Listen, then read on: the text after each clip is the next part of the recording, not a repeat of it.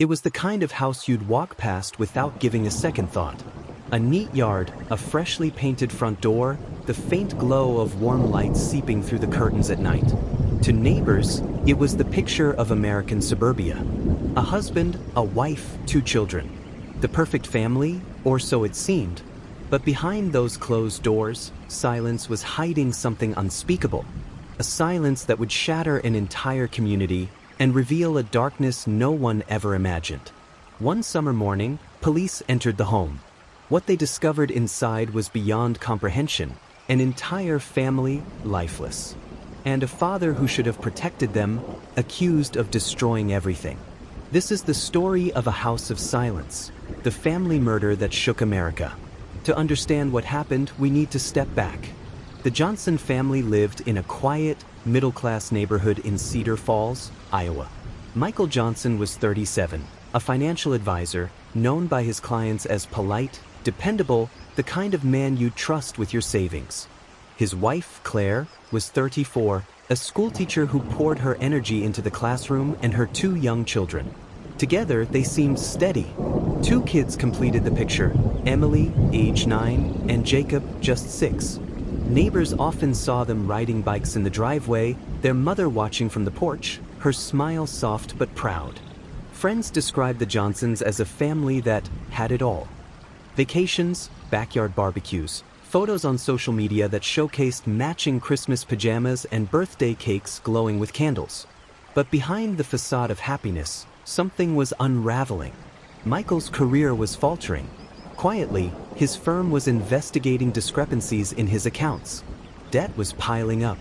And while Claire smiled for the outside world, she confided in close friends about arguments, money stress, and a growing distance between her and Michael. The Johnsons were living under pressure that no one else could see. A house that looked perfect from the outside, but inside, silence was covering cracks too deep to ignore. The weeks leading up to the murders revealed a man under strain. Michael's coworkers noticed his temper flare more often. Claire, according to text messages later recovered, wrote to a friend, "I don't even know who he is anymore. He's angry all the time. I feel like I'm walking on eggshells." Yet no one believed Michael capable of real violence. After all, he was the dependable father, the coach at his son's baseball games, the man who drove his daughter to dance recitals. But in true crime, appearances are often the most dangerous disguise. Psychologists later described Michael's behavior as a man cornered. Facing financial ruin, humiliation, and the possibility of losing his family, he reached for control in the only way he believed he still had it. And in the darkest recesses of his mind, a devastating decision began to take shape. It was the night of July 14, 2017. Neighbors remember hearing nothing unusual. The Johnson home was still. No shouting, no broken glass, no sound of struggle. Just silence. But inside, Michael had already made up his mind. In the early hours, police believe he took a kitchen knife from the drawer. He first went to the bedroom where Claire was sleeping. Investigators later testified that she never woke up. The attack was swift and fatal.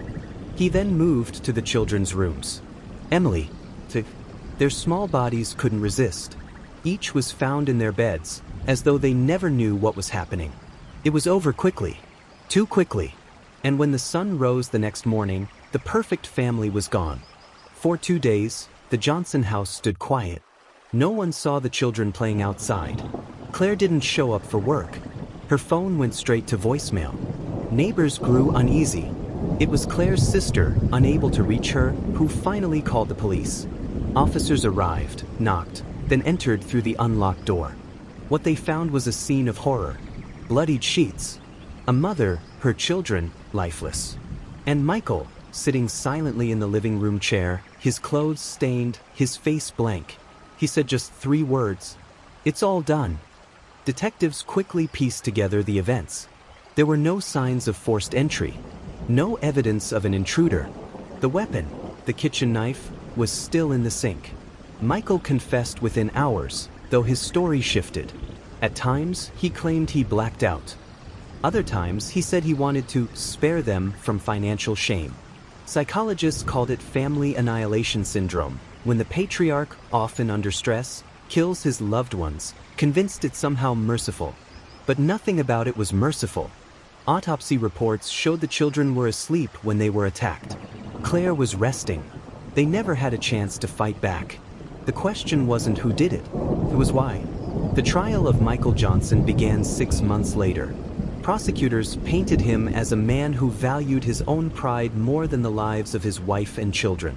They argued he couldn't bear failure, so he took the ultimate, irreversible escape. The defense, however, claimed he was mentally unwell, overwhelmed by pressure, spiraling into a psychotic break. But jurors didn't see a man out of control.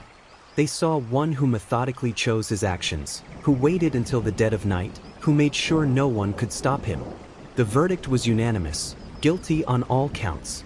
Michael Johnson was sentenced to life in prison without parole. The community of Cedar Falls struggled to comprehend.